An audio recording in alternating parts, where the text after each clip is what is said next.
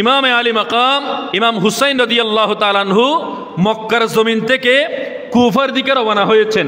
প্রতিমধ্যে উনি জানতে পারতেছেন উনার প্রতিনিধি হযরতে ইমাম মুসলিম ইবনে আকিল রাদিয়াল্লাহু তাআলা আনহু শাহাদাত বরণ করেছেন। এমনকি ওনার দুই পুত্র শাহাদাত বরণ করেছে। এই খবর পাওয়ার পরেও ইমাম মুসলিম ইবনে আকিল রাদিয়াল্লাহু তাআলা আনহুর বড় শাহজাদা বলতেছেন, চাচা যান, আমরা ওই কুফার জমিনের দিকে যাব, আমরা আর পিছু হটব না, কারণ শাহাদাত তাদের জন্য নিয়ামত। কুফার জমিনের দিকে যখন রওনা হয়েছেন ইমামে আলী মাকাম ইমাম হুসাইন রাদিয়াল্লাহু তাআলা আনহু মক্কা থেকে কুফার দিকে আসা অবস্থায় একটা জায়গা আছে, ওই জায়গার নাম হলো সাআলাবা। ওই সাআলাবা নামক জায়গার মধ্যে তিনি অবস্থান করেছেন। ওইখানে অবস্থান করা অবস্থায় আমার ইমামে আলী মাকাম ইমাম হুসাইন রাদিয়াল্লাহু তাআলা আনহু নিদ্রা মুবারক গিয়েছেন। একটু করে যখন ঘুম চলে এসছে, ওই অবস্থার মধ্যে ইমামে আলী মাকাম শাহেনশাহে কারবালা দস্তে কারবালা ঘুমের মধ্যে স্বপ্নে দেখতে পাচ্ছেন রাহমাতুল্লিল আলামিন নবী নানা জান ইমাম হুসাইন রাদিয়াল্লাহু তাআলা আনহুকে স্বপ্নের মধ্যে দিদার দিয়েছেন। ওইখানে এসে বলতেছেন, হুসাইন আমার নওয়াসা, তোমার আর বেশি দেরি নেই, তুমি আমার কাছে চলে আসবা, তোমার জন্য বেহেশতের হৌর গিলমানরা অবস্থান করতেছে, অপেক্ষা করতেছে। আয় হুসাইন, তোমাকে ধৈর্যের পরীক্ষা দিতে হবে। এইভাবে বলে আমার দয়াল নবী রাহমাতুল্লিল আলামিন নবী হযরত ইমাম হুসাইন রাদিয়াল্লাহু তাআলা আনহুকে ওই সাআলাবা নামক জায়গার মধ্যে স্বপ্নে দিদার নসিব হয়েছে। এরপরে ইমাম হুসাইন রাদিয়াল্লাহু তাআলা আনহু যখন ঘুম থেকে উঠেছে, ইমাম হুসাইন রাদিয়াল্লাহু তাআলা আনহুর অন্য একজন বোন হযরতে যায়নাব বিনতে ফাতিমা রাদিয়াল্লাহু তাআলা আনহা ও আনহুমা, উনি বলতে লাগলেন, ভাইজান আপনি এখানে ঘুমাচ্ছেন, ওইদিক থেকে তো উবাইদুল্লাহ ইবনে জিয়াদের বাহিনী চলে আসতেছে। ইমাম হুসাইন রাদিয়াল্লাহু তাআলা আনহু যখন মক্কার জমিন থেকে কুফার দিকে রওনা হয়েছেন, এই খবরটা যখন উবাইদুল্লাহ ইবনে জিয়াদ জানতে পেরেছে, আর দেরি করে নাই, 1000 সৈন্য বাহিনী নিয়ে ইমামে আলী মাকাম ইমাম হুসাইন রাদিয়াল্লাহু তাআলা আনহু সহ নবীর পরিবারকে গ্রেফতার করে গভর্নিং হাউসে নিয়ে যাওয়ার জন্য উনি নির্দেশ দিয়েছেন। এই নির্দেশ দেওয়ার সাথে সাথে 1000 বাহিনী প্রেরণ করেছেন। ওইখানে 1000 বাহিনীর যিনি প্রধান, তার নাম হলো হযরতে হুর বিন ইয়াজিদ ইয়াহি। ইয়াজিদ বাহিনীর প্রধান যিনি আছে, সে কিন্তু আবার আওলাদ রাসূলের মহব্বতের মানুষ। তো বড় করে বলেন না সুবহানাল্লাহ। গাটে গাটে গাটে আওলাদ রাসূলের প্রেমিক মহব্বতের মানুষটা কিন্তু রয়ে গেছে। ওই হুর বিন ইয়াজিদ ইয়াহি এসেছে, আসার পরে ইমাম হুসাইন রাদিয়াল্লাহু তাআলা আনহুকে বলতেছে, হুজুর আপনাকে এবং আপনার পরিবার সবাইকে নিয়ে গ্রেফতার করে উবাইদুল্লাহ ইবনে জিয়াদের দরবারের মধ্যে নিয়ে যাওয়ার জন্য বলেছে। আমার ইমামে আলী মাকাম ইমাম হুসাইন রাদিয়াল্লাহু তাআলা আনহু বলতে লাগলেন, এই হুর বিন ইয়াজিদ, আমি তো কোনো অপরাধী নই, আমি তো এই কুফার জমিনে এমনি এমনি আসি নাই, আমাকে দাওয়াত দেওয়া হয়েছে।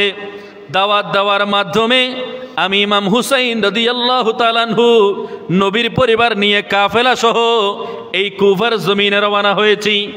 তোমরা কি বিশ্বাস করতেছো না? এই যে দেখো চিঠি, এই যে দেখো চিঠি। এইভাবে চিঠিগুলো ইমাম হুসাইন রাদিয়াল্লাহু তাআলা আনহু একটা একটা করে করে সবাইকে দেখাচ্ছেন। ওই ইয়াজিদ বাহিনীর 1000 সৈন্য বাহিনী যারা এসেছে, তাদের মধ্যে এমনও মানুষ ছিল যারা আমার ইমাম আলী মাকাম ইমাম হুসাইন রাদিয়াল্লাহু তাআলা আনহুকে চিঠি প্রেরণ করেছে। তারা ইমাম হুসাইন রাদিয়াল্লাহু তাআলা আনহুকে আর দেরি করে নাই, বলতেছে, হুজুর আমরা মানি না, উবাইদুল্লাহ ইবনে জিয়াদের হুকুম হলো আপনাকে নিয়ে ওই গভর্নিং হাউসের মধ্যে গ্রেফতার করে নিয়ে যাওয়া। এই কথা যখন বলেছেন, ইমাম আলী মাকাম ইমাম হুসাইন রাদিয়াল্লাহু তাআলা আনহু বলতে লাগলেন, আমি তো কোনো আসামি নই, আমি তো নবীর পরিবারের দৌহিত্র, আমাকে কেন তোমরা গ্রেফতার করবা? এই কথা বলতে না বলতে 1000 বাহিনীর প্রধান হুর বিন ইয়াজিদ ইয়াহি সে বলতে লাগলো, হুজুর আমি তো এগুলো কিছুই জানি না, এখানে নিশ্চয়ই কোনো একটা ষড়যন্ত্র করা হয়েছে। 1000 বাহিনীর প্রদান করে যাকে পাঠানো হয়েছে সে এই বিষয়গুলো জানে না। সে বলতেছে হুজুর নিশ্চয় কোনো একটা ষড়যন্ত্র এখানে করা হয়েছে, আমি তো এত কিছু জানি না। সে বলতেছে হুজুর এখানে যারা আছে তারা যদি আমি আপনাকে সুযোগ দেই এই খবরটা জানতে পারে, তারা গভর্নিং হাউসের মধ্যে খবর দিলে গভর্নিং হাউস থেকে আমাকে বরখাস্ত করা হবে, মাযুলনামা দেওয়া হবে। হুজুর তারা যদি চলে যায় আপনি একটু আমার সাথে আলাদা কথা বলিয়েন। সুবহানাল্লাহ বলেন না। এই হুর বিন ইয়াজিদ ইয়াহি সে কিন্তু ইয়াজিদ বাহিনীর পক্ষ থেকে এসেছে, কিন্তু মূলত আওলাদ রাসূলের প্রেমিক।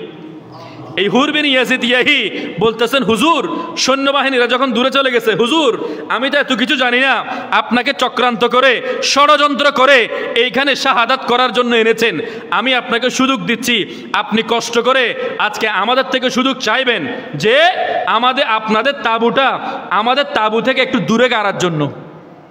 সুবহানাল্লাহ। এই কথা যখন আপনি চাইবেন, এই সুযোগ যখন আপনি চাইবেন, আমিও আপনাকে সুযোগ দিব, আপনি রাতের অন্ধকারে এই কুফার জমিন ছেড়ে মক্কায়ে মুআজ্জামার দিকে চলে যাবেন। সুযোগ দেওয়া হলো। একেবারে লম্বা আলোচনা, সংক্ষেপ করে বলতেছি। সুযোগ যখন দেওয়া হলো তখন প্রথম দিন ইমামে আলী মাকাম ইমাম হুসাইন রাদিয়াল্লাহু তাআলা আনহু সারা রাত হেঁটেছেন।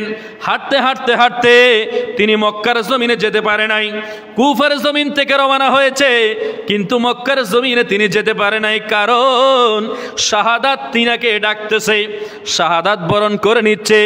শাহাদাত কি মঞ্জিল को पाया गया हो, शहादत की मंजिल को पाया गया हो, मैं आया नहीं हूँ बुलाया गया हो, मुझे कूफा वालों मुसाफिर न समझो, मैं आया नहीं हूँ बुलाया गया हो, मैं आया नहीं हूँ बुलाया गया हो। सुबहान अल्लाह। আর একটু মোহাব্বতের আওয়াজ দিয়ে বলেন না সুবহান আল্লাহ। আমার ইমাম আলী মাকাম ইমাম হুসাইন রাদিয়াল্লাহু তাআলা আনহু কুফার জমিন থেকে মক্কার জমিনে প্রথম দিন যেতে পারেন নাই। সারা রাত হেঁটেছেন। হাঁটতে হাঁটতে হাঁটতে সকাল যখন হয়েছে দেখতে পাচ্ছেন তিনি যেই জায়গার মধ্যে ছিলেন একই জায়গার মধ্যে তিনি ঘুরে ফিরেছিলেন। ওই হুর বিন ইয়াজিদ ইয়াহি বলতেছেন হুজুর আপনি যাচ্ছেন না কেন? আমি বাধ্য হব আপনাকে গ্রেফতার করে উবাইদুল্লাহ ইবনে জিয়াদের কাছে নিয়ে যাওয়ার জন্য। দ্বিতীয় দিন সুযোগ দেওয়া হলো। দ্বিতীয় দিনও আমার ইমামে আলী মাকাম ইমাম হুসাইন রাদিয়াল্লাহু তাআলা আনহু একেবারে সারা রাত হেঁটেছেন। হাঁটতে হাঁটতে হাঁটতে একেবারে সকাল যখন হয়েছে দেখতে পাচ্ছেন একই জায়গার মধ্যে তিনি রয়ে গেছেন। এরপরে তৃতীয় দিন এসে হুর বিন ইয়াজিদ ইয়াহি বলতে লাগলেন হুজুর আপনি যাচ্ছেন না কেন? আপনাকে বারবার সুযোগ দিচ্ছি, আপনি যদি না যান আমি বাধ্য হব আপনাকে গ্রেফতার করে উবাইদুল্লাহ ইবনে জিয়াদের কাছে দিয়ে আসার জন্য। আপনি কেন যাচ্ছেন না? বলতেছে হুর আমি তো যাওয়ার জন্য চাচ্ছি, মাগার আমি তো যেতে পারতেছি না, আমাকে শাহাদাত শুধু টানতেছে শুধু টানতেছে। বড় করে বলেন না সুবহানাল্লাহ। তৃতীয় দিন ইমামে আলী মাকাম ইমাম হুসাইন রাদিয়াল্লাহু তাআলা আনহু মক্কায়ে মুআজ্জামার দিকে চলে যাবেন। হুর বিন ইয়াজিদ ইয়াহি সুযোগ দিলেন। আমার ইমামে আলী মাকাম ইমাম হুসাইন রাদিয়াল্লাহু তাআলা আনহু সারা রাত হেঁটেছেন। হাঁটতে হাঁটতে হাঁটতে কুফার জমিন থেকে মক্কায় যেতে পারেন নাই। সকাল যখন হয়েছে দেখতে পাচ্ছেন একটা নদীর তীরবর্তী একটা বড় ময়দানের মধ্যে তিনি অবস্থান করতেছেন। ওইদিকেই হুর বিন ইয়াজিদ ইয়াহি যারা আছে সে বলতেছে তারা কোথায়? সে উল্টা ইমাম হুসাইন রাদিয়াল্লাহু তাআলা আনহুকে সুযোগ দিয়েছেন, দেওয়ার পরে ইয়াজিদ বাহিনীর উপর আরো চড়া হয়ে গেছে। তোমরা কোথায় ছিলা? তারা তো পালিয়ে গেছে। অথচ সুযোগ দিয়েছে হুর বিন ইয়াজিদ ইয়াহি, তিনি কিন্তু আওলাদ রাসূলের মহব্বতের মানুষ।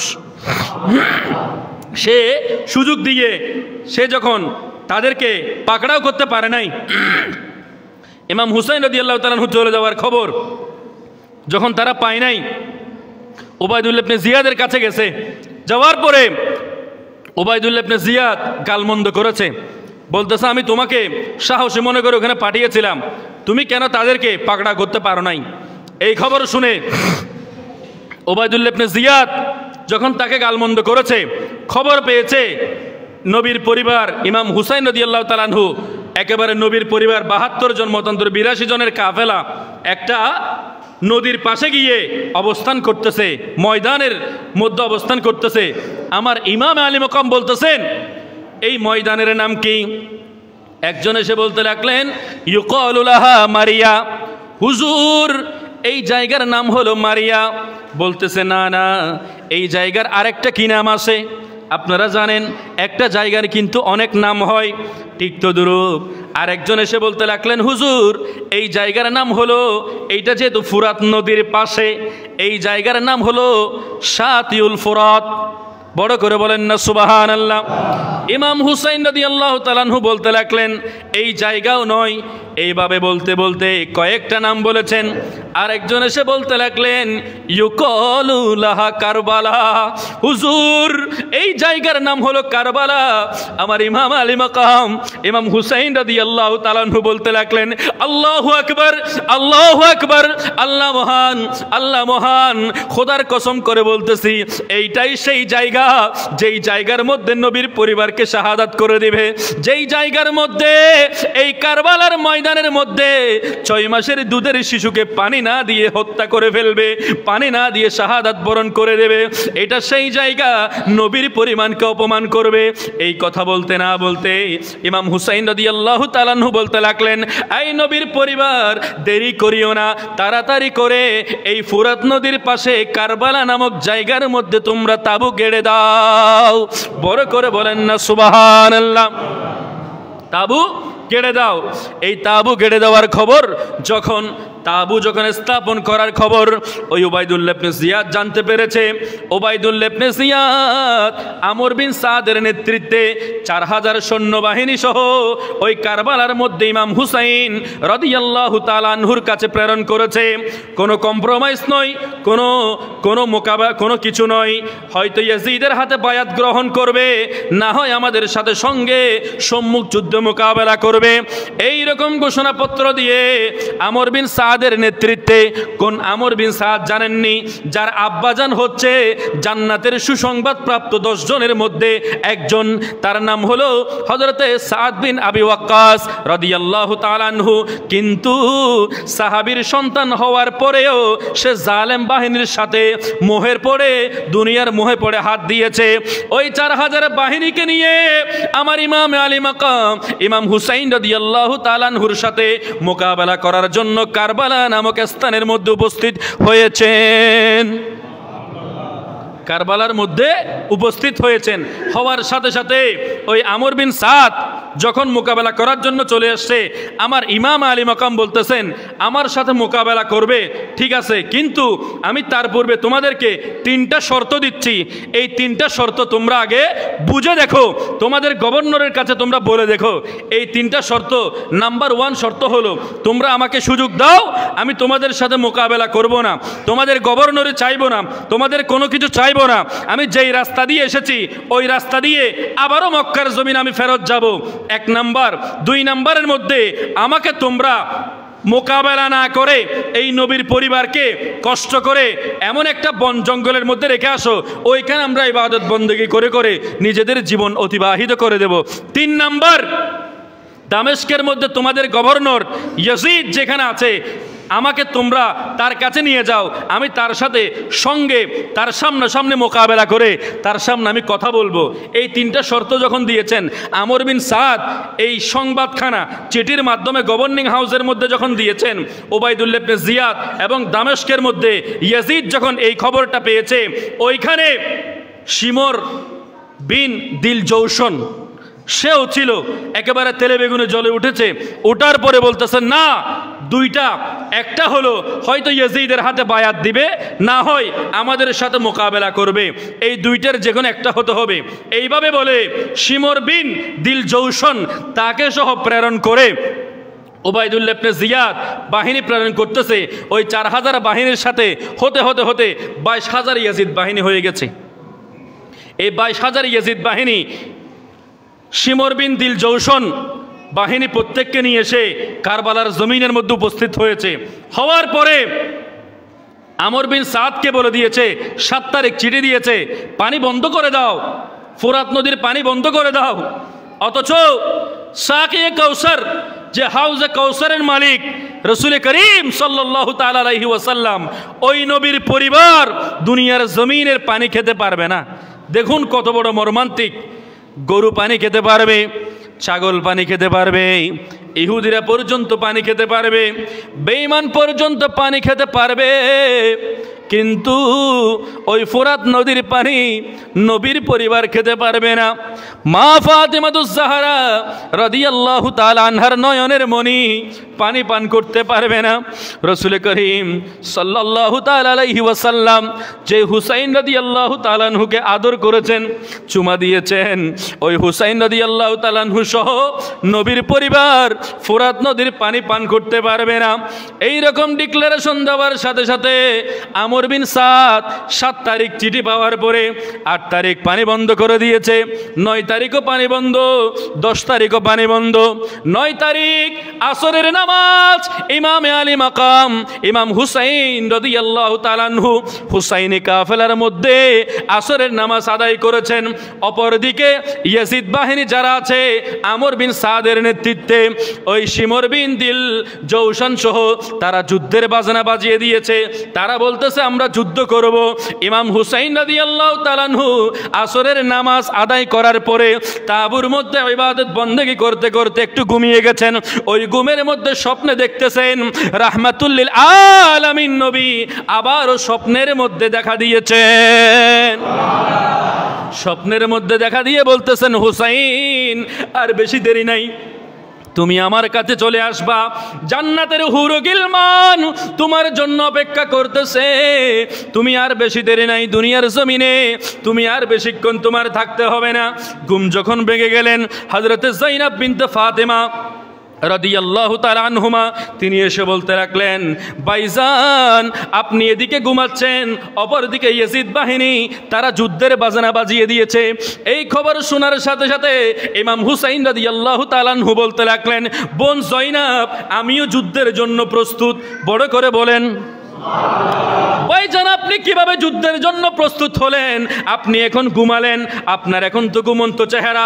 বলতেছে, বোন এই নবীর পরিবারের সদস্য, আমি তো ঘুমাই নাই, আমি ঘুমের মধ্যে নানা জানের সাথে কথা বলতেছি।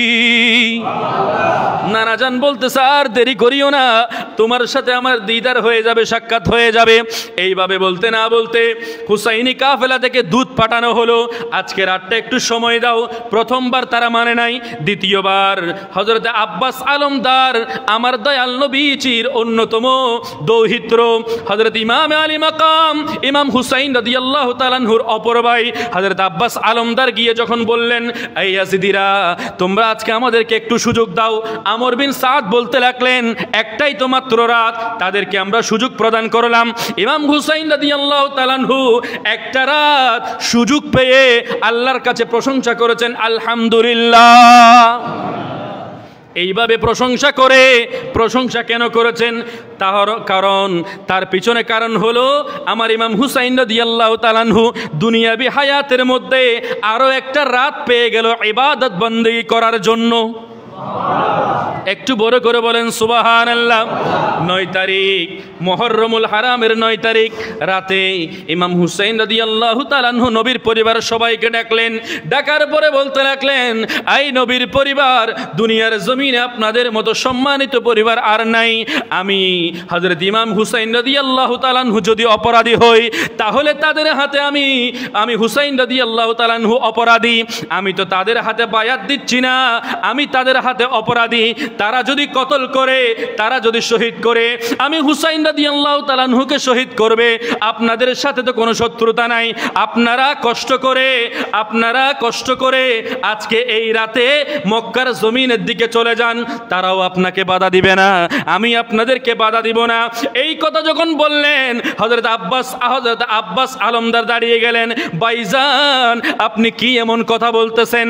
এই মুহররমুল হারামের 9 তারিখ আমি এই কারবালার জমিনের মধ্যে আমরা নবীর পরিবার আপনাকে ইয়াজিদ বাহিনীর মুখে ফেলে রেখে আমরা যদি চলে যাই, কিয়ামতের ময়দানে নানা জান রাহমাতুল লিল আলামিন নবীকে আমরা কি জবাব দিব?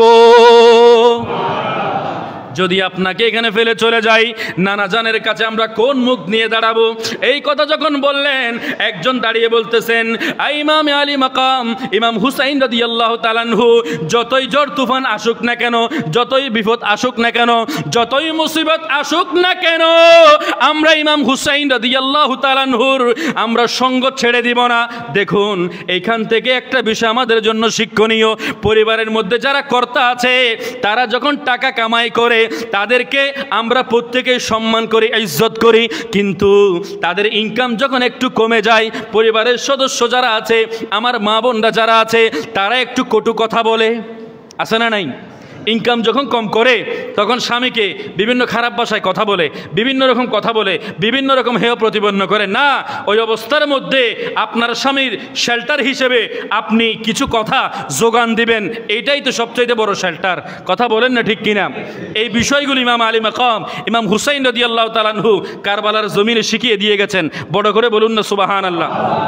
তাহলে ইমাম হুসাইন রাদিয়াল্লাহু তাআলা আনহু বলতেছেন, আর কারো দাঁড়াতে হবে না, আমি বুঝে গিয়েছি নবীর পরিবার, আমি বুঝে গিয়েছি আপনারা ওয়াফাদার, আপনারা আমার সঙ্গ ছেড়ে যাবেন না। এইভাবে বলতে বলতে সারা রাত হুসাইনে কাফেলার মধ্যে নামাজ আদায় করা হচ্ছে। ওই নবীর পরিবারের মধ্যে প্রত্যেকে একেবারে উপবাস রোজা অবস্থার মধ্যে আছে, প্রত্যেকে সাহারি করেছে, প্রত্যেকে তো একেবারে রোজার নিয়ত করেছে। খাওয়ার জন্য কোনো পানি নাই, খাওয়ার জন্য কোনো খাবার দাবার নাই, তবুও হুসাইনে কাফেলার মধ্যে রোজা থেমে থাকে নাই। বড় করে বলেন না সুবহানাল্লাহ। এক গ্লাস পানি তো দূরের কথা, এক ফোঁটা পানি পর্যন্ত হুসাইনি কাফেলার মধ্যে ছিল না। ওই হুসাইনি কাফেলার মধ্যে সবাই রোজা রাখতেছে, তাহাজ্জুদের নামাজ আদায় করতেছে, কোরআনুল কারীমের তেলাওয়াত করতেছে। ইমামে আলী মাকাম ইমাম হুসাইন রাদিয়াল্লাহু তাআলা আনহু মুহররমুল হারামের 9 তারিখ কোরআনুল কারীমের তেলাওয়াত করতেছে। সে কোন হুসাইন? কোরআনের তেলাওয়াত করতেছে। আর সেই তো ও হুসাইন, যেই হুসাইনকে কোরআনুল কারীম শিক্ষা দিয়েছেন স্বয়ং নানা জান, যেই নানা জানের উপর কোরআন নাজিল হয়েছে। আমি আপনি কোরআন শিখলাম মসজিদের মধ্যে এসে, মক্তবের মধ্যে এসে, কোনো একটা বড় ভাই থেকে শিখলাম, কোনো একটা হুজুর থেকে শিখলাম, কিন্তু হুসাইন ইবনে আলী রাদিয়াল্লাহু তাআলা আনহুমা তিনি তো কোরআনুল কারীমের তিলাওয়াত শিখেছেন এমন একজনের কাছ থেকে যিনি হলেন সাহিবুল কোরআন। বড় করে বলেন না সুবহানাল্লাহ। যার উপর আল্লাহ রাব্বুল আলামিন 30 পারা কোরআন নাজিল করেছেন, ওই রাহমাতুল লিল আলামিন নবী হুসাইন ইবনে আলী রাদিয়াল্লাহু তাআলা আনহুমাকে কোরআন শিক্ষা দিয়েছেন। ওই হুসাইন রাদিয়াল্লাহু তাআলা আনহু সারা রাত কোরআনুল কারীমের তেলাওয়াত করতেছে। কোরআনুল কারীমের তেলাওয়াত করতে করতে ইমামে আলী মাকাম একটু করে ঘুমিয়ে গেছেন। ঘুমিয়ে যাওয়া অবস্থায় ওইখানে স্বপ্নের মধ্যে দেখতেছেন রাহমাতুল লিল আলামিন নবী আবারও আমার হুসাইন রাদিয়াল্লাহু তাআলা আনহুকে স্বপ্নের মধ্যে দিদার দিয়েছেন। স্বপ্নের মধ্যে দিদার দিয়ে বলতেছেন, হুসাইন আর বেশি দেরি নাই। এইভাবে বুকের উপর হাত রেখেছেন। বক্ষের উপর হাত রাখার পরে আমার রাহমাতুল লিল আলামিন নবীজি হযরতে মুহাম্মদুর রাসূলুল্লাহ সাল্লাল্লাহু তাআলা আলাইহি ওয়াসাল্লাম বলতে লাগলেন, হুসাইন বুকের উপর হাত রেখে বলতে লাগলেন, আগামীকাল তোমাকে ধৈর্যের পরীক্ষা দিতে হবে, আগামীকাল ধৈর্যের পাহাড় হয়ে যেতে হবে। আমি আল্লাহর কাছে দোয়া করতেছি, আল্লাহুম্মা আতিল হুসাইনা সবরান ওয়া আজরা।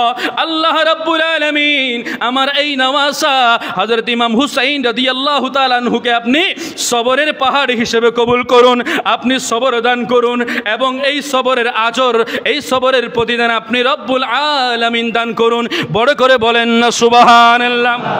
হযরতে মুহাম্মদুর রাসূলুল্লাহ সাল্লাল্লাহু তাআলা আলাইহি ওয়াসাল্লাম হুসাইন রাদিয়াল্লাহু তাআলা আনহুকে দিদার দিয়েছেন, দেখা দিয়েছেন, সাক্ষাৎ দিয়েছেন। এরপরে 10ই মুহররমুল হারাম যখন প্রত্যেকে বলতেছে, হুজুর আমরা ওই ইয়াজিদ বাহিনীর উপর আক্রমণ করব নাকি?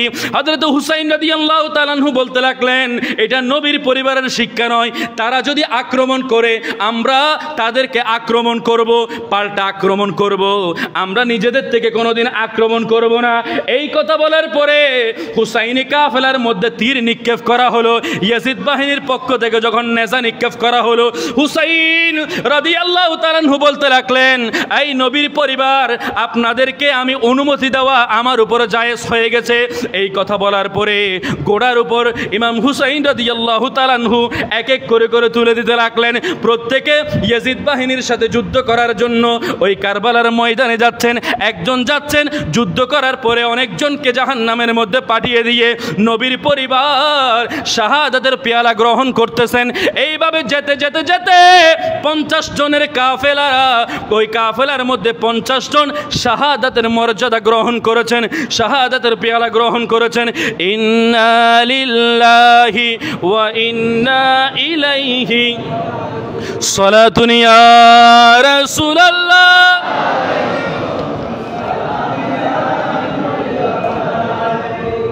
তাহলে 50 জন ওইখানে শাহাদাত বরণ করেছেন। এরপরে 51 নম্বর ইমাম হুসাইন রাদিয়াল্লাহু তাআলা আনহু বাতিনি নজরে দেখতে পাচ্ছেন, উনি হলো মূলত আওলাদ রাসূলের প্রেমিক, কিন্তু পড়ে আছে ইয়াজিদ বাহিনীর মধ্যে।